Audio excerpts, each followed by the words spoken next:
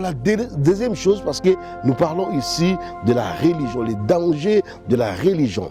Quand je parle du danger, cela veut dire que nous nous retrouvons en train de faire les mêmes choses que les églises, que nous appelons les églises religieuses, ont fait ou sont en train de faire, et ça nous empêche de vivre la gloire de Dieu dans l'église. Et la deuxième chose que j'aimerais parler, c'est quoi? La religion, ce sont la publicité, c'est la foule. Et la Bible dit qu'il y avait une foule qui est venue pour voir Jésus avec un malade. Il dit, impose-lui le main. Mais qu'est-ce que Jésus a fait? Jésus l'a mis à l'écart. Il l'a amené à l'écart. La publicité aime ça, les publicités.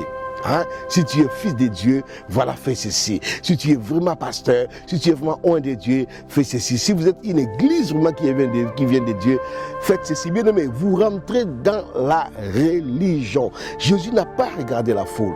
La Bible dit que Jésus a pris le malade, il l'a mis à l'écart. Bien aimé, évitez l'image de la foule. Dieu fait encore de grandes choses aujourd'hui et Dieu opère les miracles. Ici, je parle au pasteur. Ce n'est pas parce que vous n'avez pas de foule que vous n'êtes pas avec Dieu.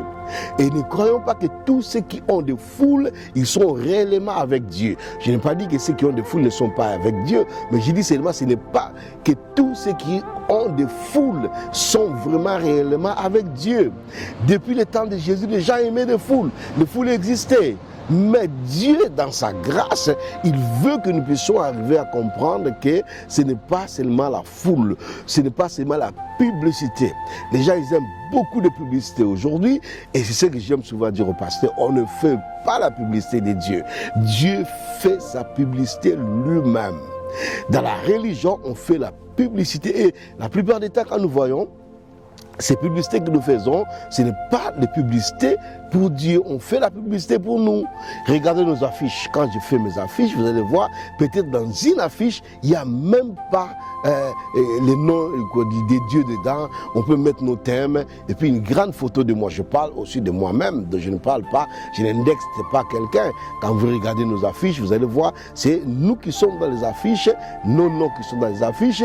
Vous allez voir peut-être au début le nom de l'église, et puis un grand thème de délivrance ou bien arracher des démons, et puis à la fin on met l'adresse et vous n'allez voir même pas Jésus dans ces affiches. Ça, c'est la religion. La religion fait la publicité des hommes, mais quand nous rentrons dans la spiritualité, Dieu opère des miracles, Dieu opère des délivrances au travers d'une seule personne. Bien aimé, Dieu vous appelle. Dieu veut que nous puissions le servir, mais Dieu veut nous arracher de quoi? De la religion. La religion est un danger. La Bible, la religion, ça pousse sur quelque chose. Aujourd'hui, dans l'église, on voit les échelles de valeurs des gens pour dire que quelqu'un a l'onction, on veut voir sa foule. On veut voir les gens qui sont en train de le suivre. Mais il y a des gens qui aussi ont harangué des foules, mais qui n'avaient pas de grandes églises.